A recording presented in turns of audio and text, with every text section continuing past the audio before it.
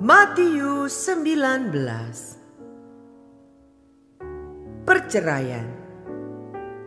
Setelah Yesus selesai dengan pengajarannya itu, berangkatlah ia dari Galilea dan tiba di daerah Yudea yang di seberang sungai Yordan. Orang banyak berbondong-bondong mengikuti dia dan ia pun menyembuhkan mereka di sana. Maka datanglah orang-orang Farisi kepadanya untuk mencobai dia. Mereka bertanya, apakah diperbolehkan orang menceraikan istrinya dengan alasan apa saja? Jawab Yesus, tidakkah kamu baca bahwa Ia yang menciptakan manusia sejak semula, menjadikan mereka laki-laki dan perempuan? Dan firman-Nya, sebab itu laki-laki akan meninggalkan ayah dan ibunya dan bersatu dengan istrinya, sehingga keduanya itu menjadi satu daging. Demikianlah mereka bukan lagi dua, melainkan satu. Karena itu, apa yang telah dipersatukan Allah tidak boleh diceraikan manusia. Kata mereka kepadanya, jika demikian, apakah sebabnya Musa memerintahkan untuk memberikan surat cerai jika orang menceraikan istrinya? Kata Yesus kepada mereka, karena ketegaran hatimu, Musa mengizinkan kamu menceraikan istrimu. Tetapi sejak semula, tidaklah demikian. Tetapi aku berkata kepadamu, barang siapa menceraikan istrinya, kecuali karena zina, lalu kawin dengan perempuan lain, ia berbuat zina.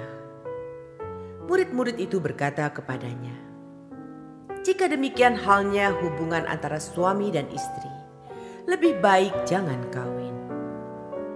Akan tetapi ia berkata kepada mereka, tidak semua orang dapat mengerti perkataan itu, hanya mereka yang dikaruniai saja. Ada orang yang tidak dapat kawin karena ia memang lahir demikian dari rahim ibunya. Dan ada orang yang dijadikan demikian oleh orang lain. Dan ada orang yang membuat dirinya demikian karena kemauannya sendiri, oleh karena kerajaan sorga. Siapa yang dapat mengerti, hendaklah ia mengerti.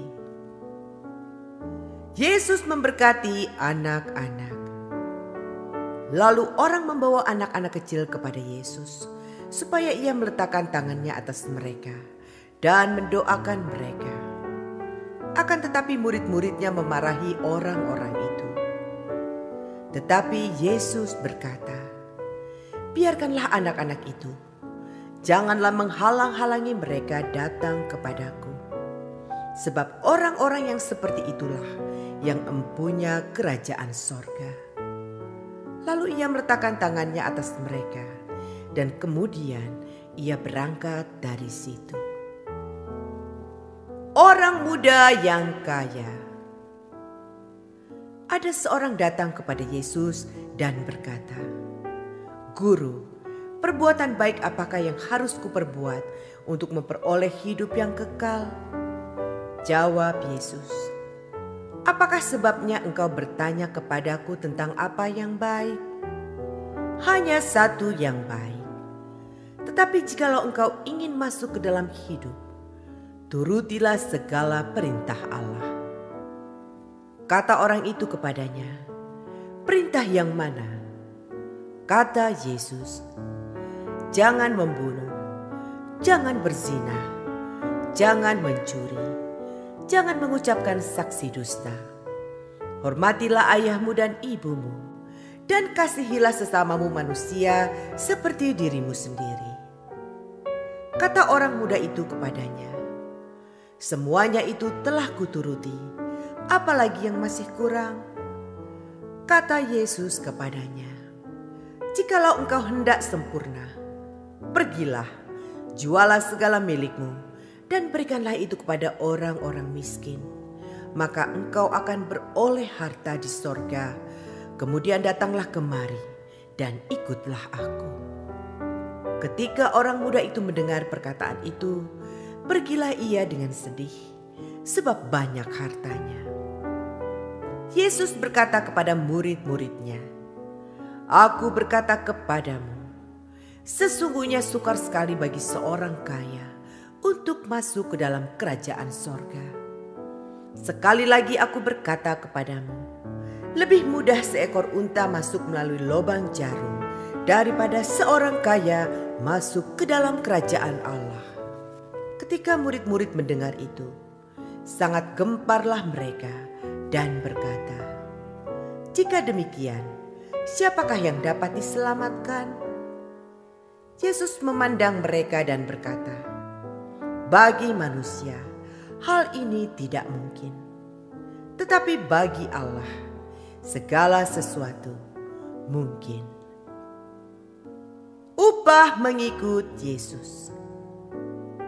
Lalu Petrus menjawab dan berkata kepada Yesus, "Kami ini telah meninggalkan segala sesuatu dan mengikut Engkau.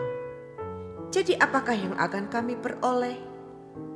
Kata Yesus kepada mereka, "Aku berkata kepadamu, sesungguhnya pada waktu penciptaan kembali, apabila Anak Manusia bersemayam di tahta kemuliaannya, kamu yang telah mengikut aku akan duduk juga di atas 12 tahta untuk menghakimi ke-12 suku Israel. Dan setiap orang yang karena namaku meninggalkan rumahnya, saudaranya laki-laki atau saudaranya perempuan, bapa atau ibunya, anak-anak atau ladangnya, akan menerima kembali 100 kali lipat dan akan memperoleh hidup yang kekal. Tetapi banyak orang yang terdahulu akan menjadi yang terakhir, dan yang terakhir akan menjadi yang terdahulu."